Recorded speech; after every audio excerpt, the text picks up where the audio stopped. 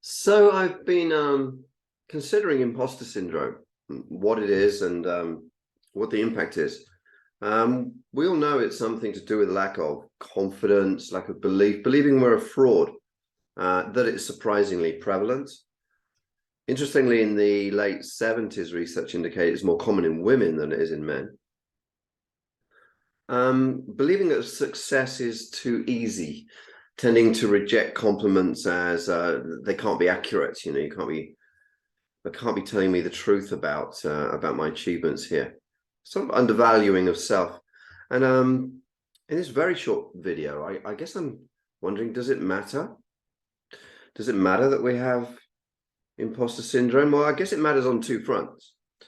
The first front is the personal. The lack of confidence feeling is not good. So I'd encourage all of us that if we sense it, if we sense a lack of internal confidence, go get it sorted. Go talk to the right people, which could be friends, it could be therapists, could be whoever is needed in order to move through that lack of self-confidence. We need a realistic sense of self. But it struck me that actually what suffers under imposter syndrome is the organization and therefore our colleagues. Because what it would do, as in the case of the study with women towards the late 70s, it causes a lack of confidence for applying for higher positions, for taking on more responsibility, for asking for more responsibility. Because there's a sense of, look, I'm a fraud at the moment. I don't really want to go for into more of a fraud arena. So I think it's organizations that suffer. That would be my suggestion. And the reason that organizations do suffer is they're not having the conversations with people to give them the right sense of confidence, which gives them the right sense of what is being achieved and what the capability is. And if there's no real genuine feedback conversation, then people form a view, and quite clearly a lot of people form a view that's self-deprecating rather than a view that's realistic. We tend to knock ourselves if we don't get feedback.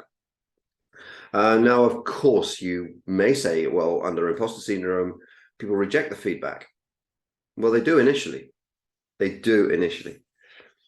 But the whole point about feedback is that it's consistent, that it's in depth, that it provides examples, and that as that feedback happens, then we begin to accept it as the reality.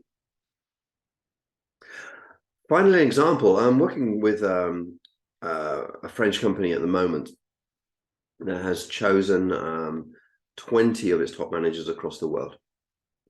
Over 100 applied for the program, 20 were successful.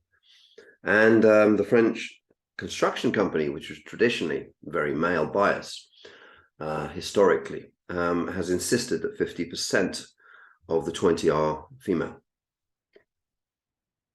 Now, I think this superb way of beginning to deal with imposter syndrome, because it is beginning to insist that people think of themselves as successful and providing feedback and support mechanisms to consolidate that.